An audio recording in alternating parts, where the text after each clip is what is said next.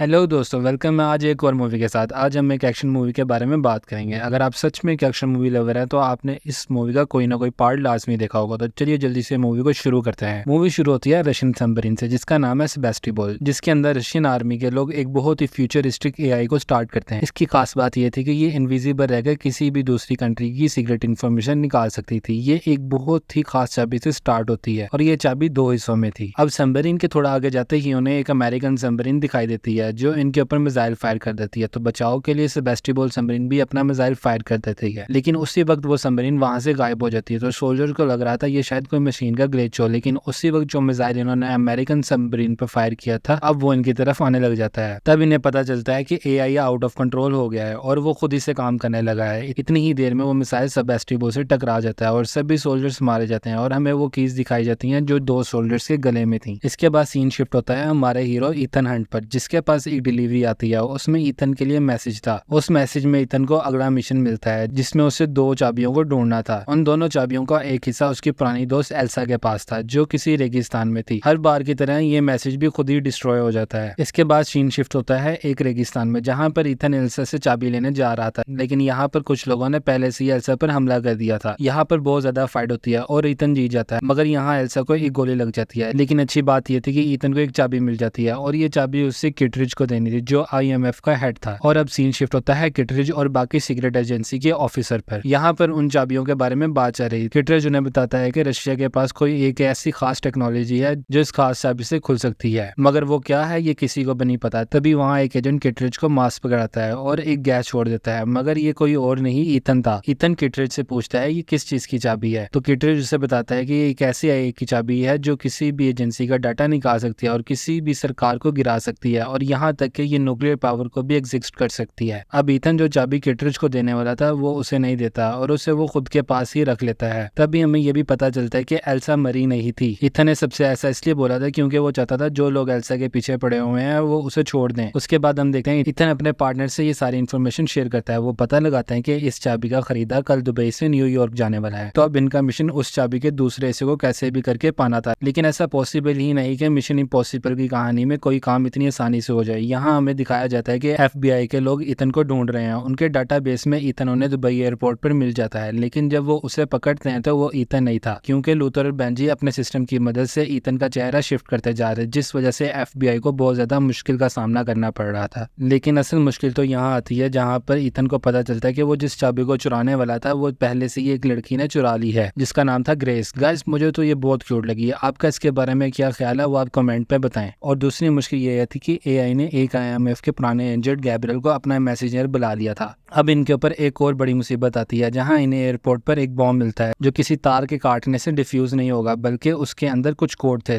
Benji कैसे भी करके उसे डिफ्यूज करता है तो उसे पता चलता है ये बॉम्ब तो नकली है और ये बॉम्ब किसी ने उनका टाइम वेस्ट करने के लिए रखा था, जो कि गैब्रियल ने रखा था। अब तक ईथन को भी पता चल चुका था कि वो चाबी ग्रेस ने चुराई है। वो जैसे ही ग्रेस तक पहुंचता है वहाँ एफबीआई के एजेंट आ जाते हैं और ग्रेस मौके का फायदा उठाते हुए निकल जाती है। लेकिन जैसे कि सबको पता है हमारे ईथन से बच के निकलना बहुत ही मुश्किल है। ईथन और उसकी टीम ग्रेस को पकड़ लेती है। ग्रेस उन्हें बताती है कि उसने चाबी किसी आदमी की पॉकेट में डाली थी जो उसे आज रात पार्टी में मिलने वाला है। तभी गैब्रियल के कुछ गुंडे उनके पीछे पड़ जाते हैं। ईथन और ग्रेस को भागने के लिए एक छोटी सी कार मिलती है। वो उसमें कैसे तैसे करके अपनी जान बचाकर भागते हैं। इसके बाद सीन शिफ्ट होता है पार्टी में जहाँ पर उस चाबी के लिए ना सिर्फ ईथन बल्कि एआई का मैसेंजर गैब्रियल और वाइट विंडो भी थी। वाइट विंडो मिशन इम्पॉसिबल के 5th और 6th पार्ट में भी मौजूद थी। वाइट विंडो माफिया क्रिमिनल के साथ साथ एक बहुत बड़ी डीलर भी थी और सबसे बड़ी बात आज उसे चाबी का दूसरा हिस्सा मिलने वाला था। एआई हर चीज पहले से ही सोच लेता है। वो ह्यूमन रिएक्शन के थ्रू पता कर लेता है आगे फ्यूचर में क्या होने वाला है और एआई ये सारी इन्फॉर्मेशन गैब्रियल को दे रहा था। यहाँ पर हमें एक बहुत ही औसम फाइट दिखाई जाती है। तभी सीन शिफ्ट होता है ग्रेस पर। उसे वो चाबी मिल चुकी थी जो उसे आज मिलनी थी। ईथन चाबी का दूसरा हिस्सा सेफ्टी के लिए वाइट विंडो के भाई की पॉकेट में रख देता है ताकि उनकी तलाशी के दौरान वो चाबी उनके पास से नहीं निकले। वहीं एआई अपनी कैलकुलेशन लगाकर गैब्रियल को बता देता है कि ये चाबी उसे कल रेल रेलवे स्टेशन पर ठीक 12 बजे मिलेगी। ईथन और उसकी टीम ये सब देखकर हैरान थे कि एक एआई इतनी फ्यूचरिस्टिक बातें कैसे कर सकता है। वहां से निकलने के लिए फिर से बहुत ज्यादा फाइट होती है। ये फाइट बहुत एक्शन वाली थी, मगर गैब्रियल एल्सा को मार देता है। इस बात से ईथन को बहुत गुस्सा आता है। पहले तो वो ये मिशन आईएमएफ के लिए कर रहा था, लेकिन अब ये पर्सनल हो जाता है क्योंकि एल्सा उसकी बहुत ही अच्छी और पुरानी दोस्त थी। उसके बाद सीन शिफ्ट होता है व्हाइट विडो पर, जो आज उन चाबियों की डील करने वाली थी। ईथन अपनी टीम के साथ प्लान बनाता है कि वो ग्रेस का चेहरा व्हाइट विडो की तरह बना देगा और फिर उसके भाई की जेब से वो चाबी निकलवाएगा, और जो डीलर वो चाबी लेने आएगा उससे पता लगवाएगा कि ये चाबी असली है या नकली, और फिर वहां से चाबी लेकर निकल जाएगा। ये सब सुनने में तो बहुत आसान था, लेकिन करते हुए सब कुछ गड़बड़ हो जाता है क्योंकि गैब्रियल भी वहां मौजूद था। ईथन की वो फेस चेंजिंग मशीन खराब हो जाती है, तो इसीलिए वो बस व्हाइट विडो का चेहरा ही बदल पाए थे।